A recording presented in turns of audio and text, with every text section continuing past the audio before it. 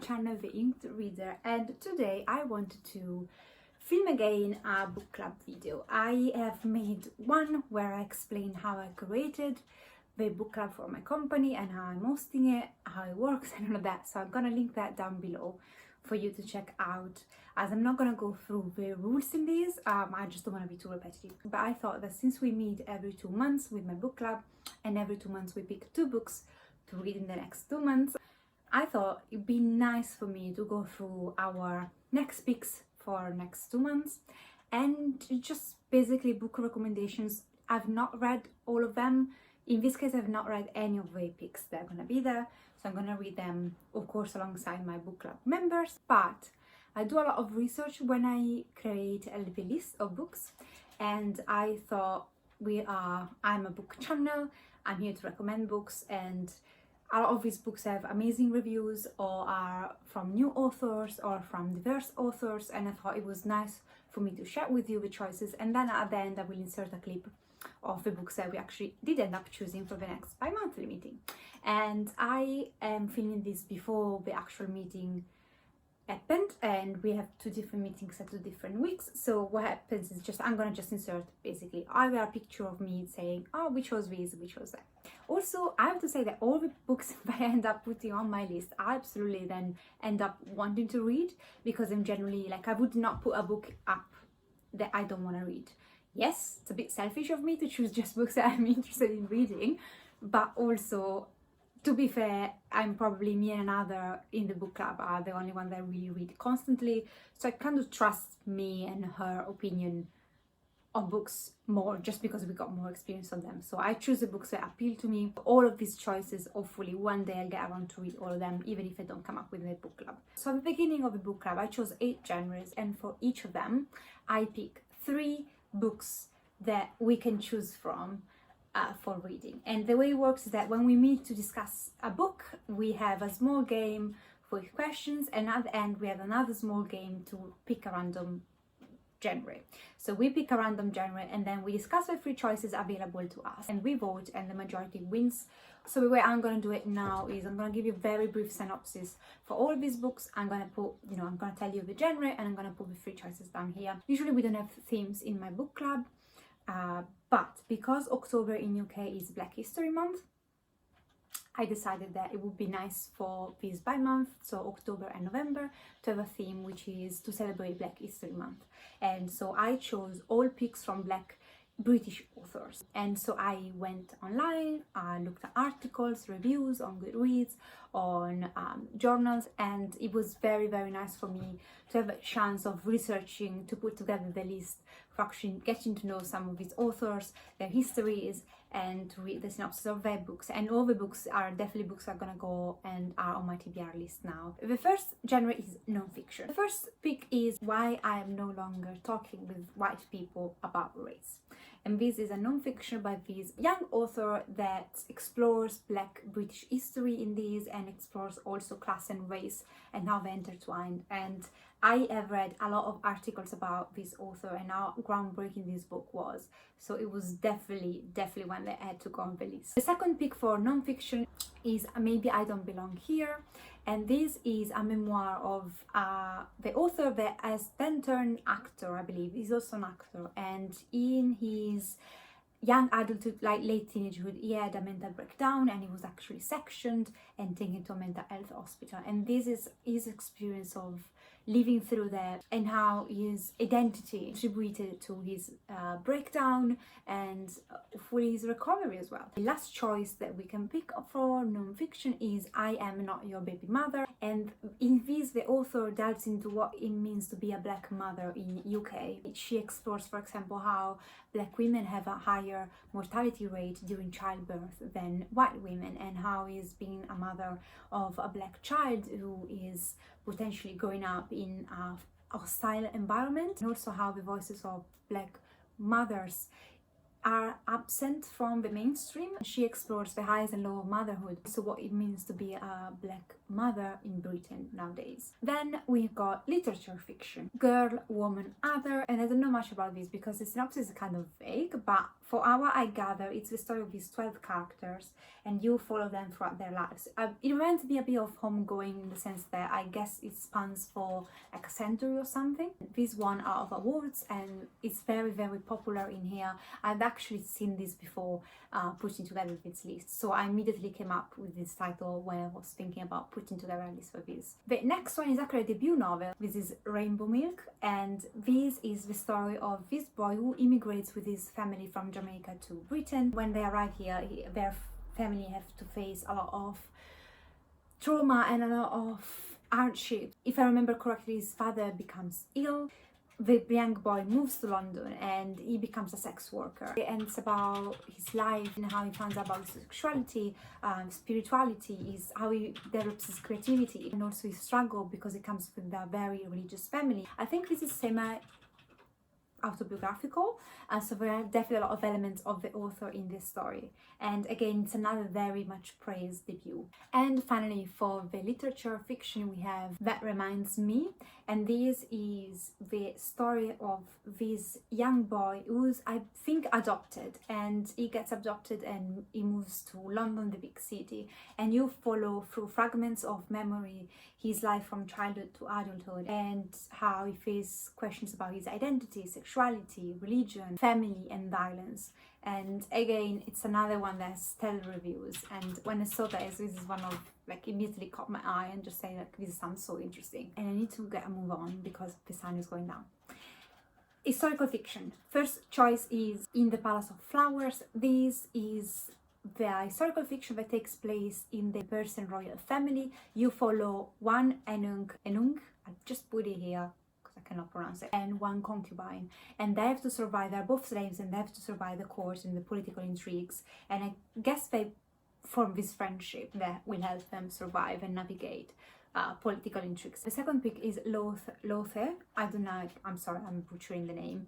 All I know is about this woman that in the 1920s, becomes obsessed with a woman that she is a black Scottish modern poet, and she becomes obsessed with this poet, and I think it's a sapphic romance. It sounds so weird though, and the reviews were so positive, and it was definitely worth a place in the list. And finally, the last choice for historical fiction is the Books of Echoes, and this is the story of this young boy in 1981 that has a lot of trouble with the law. And I think with a dual perspective. On one side you follow the boy in 1981, and then you follow a woman who was a slave on a ship 200 years before, and I don't know if they're related. I'm guessing they are. Love the cover of this, and again it has kind of vibes of Homegoing, which I really liked, but it's just dual perspective instead of being, you know, over generations. Romance, Open Water. This is a book that has received a lot of praises recently, and it's a story of these two black kids. They both won a scholarship to this prestigious school where they stand out a lot. I think they are a minority among white people, so they fell in love from a connection, but I think they experienced a lot of issue then due to violence. And I don't know if this is related to gangs or anything of the sort. I just know that it's a love story between these two characters, but there is an element of them struggling to be together because of circumstances that are beyond their control. Love in Color. This is a collection of short stories, and they are all love stories taken from mythology. The author retells with a spin to it, I guess. I love the cover of this, and I think having a short stories or a bunch of short stories collection in the list is always a good idea, because, you know, you can have a lot of discussion around short stories. Then I have Hold, and again another stunning cover, and I guess this is about these two girls. One lived in Africa until the day when she moves to England to befriend this other girl, and I don't know if this other girl was kind of misfit or she was kind of alone, so they decided to bring in a friend and so she could connect and have someone to hang with. I don't know much about plot. Again, all of these books have like very vague synopsis. Like a lot of books have vague synopsis. Every time I struggle to put together a list and give a proper synopsis to the people in the book club. There's been a month that has been a struggle, so I don't know precisely what this is about, but I love the cover. I don't know if it's a sapphic romance as well, or there is just a friendship between the two. It was in the romance section. It was in a romance recommended pics basically when I read it. So I'm imagining that these two girls, that at the beginning they don't really like each other, they don't want to be friends or be forced to be friends, they will fall in love with each other. That'd be great. So it's probably one of the most YA pics among the three. The Confessions of Franny Langton. This is the story of this woman. She was the maid of a wealthy white family. She gets convicted of murder, and I don't know who she murders in the family, but she is at the Old Bailey awaiting to be hanged, I believe, and then she recounts her story and what actually happened. Murder in Montego Bay, and this is the story of these two friends. They are hanging out one day, they get in trouble with the law, they get taken in by the police. One of them is detained for being drunk, and the other one is released. But as soon as he's released, 10 minutes after he's left the police station, he's shot dead. And you follow the investigation of two detectives trying to figure out who shot him, what happened. The 392, and I really like this book. This is a book that takes place in 36 minutes, the whole story lasts 36 minutes, and it's the story told by different perspectives of a terrorist attacks that's either about to happen, or they happened, or where it's the middle of happening. It's not clear again from the synopsis, but it's a story, it's a formal story that I've very rarely actually read, if not at all. I've read stories that span a day in fantasy usually, but not in a thriller format, and it's a premise that very much intrigues me. Fantasy. The first one is A River Called Time, and this sounds like a dystopian fantasy. There is an arc, superpowers, I don't know anything about this, and I think there is an arc, which I don't know if it's a ship that's been kind of cut off over the rest of the world, so I don't know if it's in space and it's navigating towards something. Then you follow the characters that got some special powers in it.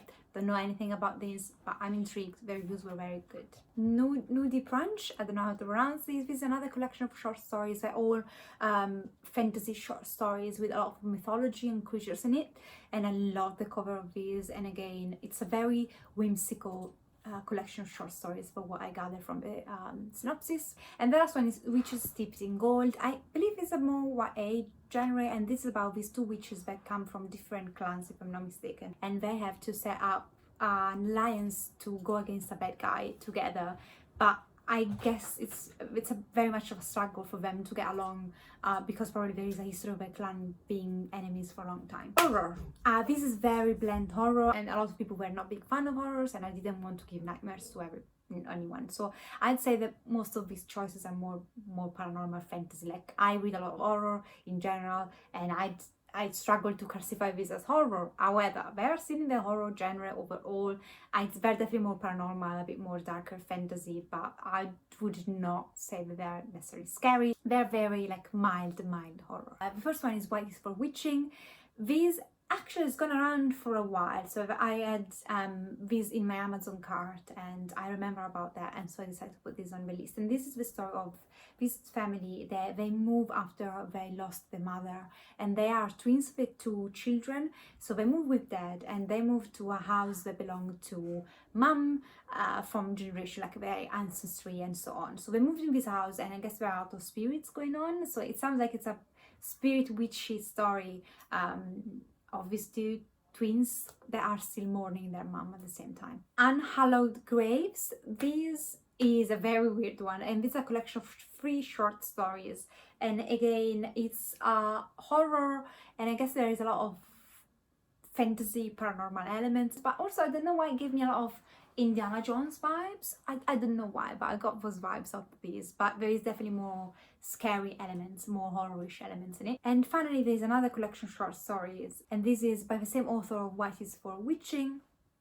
and this is called What Is Not Yours Is Not Yours. And again, I don't know anything about what kind of stories are in there, but they are more about spirits, ghosts, all those kind of stories that would be great for reading around Halloween. And finally, I have the category that usually are considered modern classics, and these are 3 picks that I got in a list after reading this very kind of longish list, and these are all books that are considered to be the next modern classics. So they might not be too much old in terms of decades, but they are staples when it comes down to books written by Black British authors. The first one is a book that I immediately put on my Amazon card. I'm gonna read this doesn't matter if it comes out or not. The fat lady singing, and this is the story of these two women. They are in a mental health hospital. They've been there for a long time, and it's about their friendship, but also they are asked by one doctor to recount their pasts, and I guess they start recording their stories, and each has his own unique story, and we're gonna see how they grew up, I guess, I hope, and how they end up where they are. Bernard and the Cloth Monkey. This is another stunning cover. It's probably one of my favorite among the pics, which is saying something because they were all gorgeous. But this is the story of these sisters. One has just recently returned to London after being away for a long time. When she arrives, though, things are very different because it's just her and her sister. Their father is dead, mom is gone, we don't know where, and they need to reconnect. But I guess there is a lot of history between them and a lot of family history that needs to be unpacked, and probably there is a lot of trauma attached to it. And the last one is Without Prejudice, and this is the story of this lawyer. She's in her 30s, has a Caribbean background. She is taking out this big case of fraud that has been supposedly perpetrated by this very rich guy, his father and his stepbrother. And her life and the court case become intertwined between her personal life. So I don't know if she has a romance with this guy or a friendship. I don't know what happens there, but basically she's kind of carried over their debauchery and their lifestyle, and she finds herself in a lot of trouble. And I guess we're gonna find out how she ends up there, what happens. Again, it's more thrillerish this, but it definitely sounds like so appealing to me. Like when I read this, like I could have chosen another couple, but I was definitely, this is kind of my cup of tea. I'm very curious about this. Love the cover again. I've said this a million times, and so I decided it had to go on the list. So that was it. I really hope you got some good recommendations out of these, and I'm definitely gonna attach here the two pics.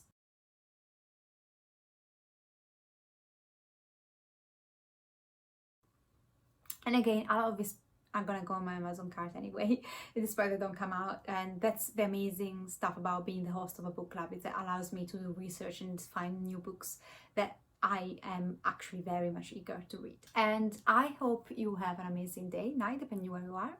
Thank you for watching, and see you next time. Ciao!